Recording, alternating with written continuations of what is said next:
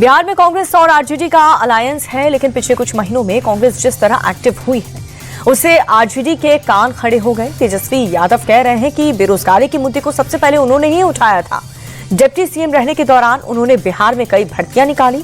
अब ऐसे में गठबंधन के दावे पर ही सवाल खड़े होने लगे।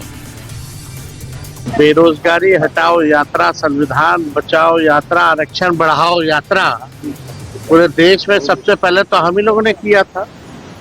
जो असल मुद्दे हैं देश के, बिहार के जो असल मुद्दे हैं, लगातार हर बार हम लोग कहते रहे। तेजस्वी की लड़ाई बेरोजगारी से है। बेरोजगार नौजवानों का साथ हमने शुरू से दिया है। खुशी होती है कि और दल भी इस पर जो है सड़कों पे आ रहे हैं, तो अच्छी बात है, आना चाहिए। एक और मुद्दा जिस पर कांग्रेस और आरजेडी के बीच कम्युनिकेशन गैप दिख रहा है वो है मुख्यमंत्री का चेहरा। पहले बिहार बीजेपी के नेता ही इस बात को कहते थे कि महागठबंधन की तरफ से सीएम पद पर फैसला चुनाव के बाद होगा।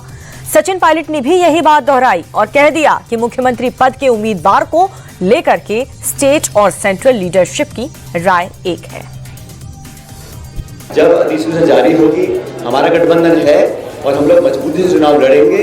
चुनाव की घोषणा के बाद चुनाव लड़ा जाएगा, बहुमत आने के बाद निर्णय हो जाएगा कौन किस पद पर बैठेगा। हम लोगों ने पिछली जितनी सरकार राजस्थान में रही उससे ज्यादा दिया और इस सरकार ने, सुन लीजिए, ये सरकार जो बनी है अभी 1-1.25 साल पहले, इसने सदन के पटल पर घोषणा करी कि 4 लाख रोजगार देंगे, आज तक नहीं दिया है। तो वहां भी हम सवाल पूछ रहे हैं। जो सरकार नौजवान के साथ वादा खिलाफी करेगी, हम सरकार से सवाल पूछेंगे। कांग्रेस और आरजेडी इस बात पर लड़ रहे हैं कि बेरोजगारी के खिलाफ आंदोलन में किसका रोल इंपॉर्टेंट है, मुख्यमंत्री का चेहरा कौन होगा। वहीं एनडीए के नेता कह रहे हैं कि बिहार में सीएम की पोस्ट में वैकेंसी ही नहीं है। राष्ट्रीय लोक मोर्चा के अध्यक्ष उपेंद्र कुशवाहा ने कहा कि कांग्रेस शासित राज्य में नौकरी मिल नहीं रही, लेकिन कांग्रेस के नेता बिहार आकर नौटंकी कर रहे हैं। सब दिखावा है इन लोगों का। चुनाव नजदीक है, इसलिए जनता को आकर्षित करने की दृष्टि से इस तरह का आयोजन कांग्रेस के लोग या विपक्ष की किसी पार्टी से लोग कर रहे हैं।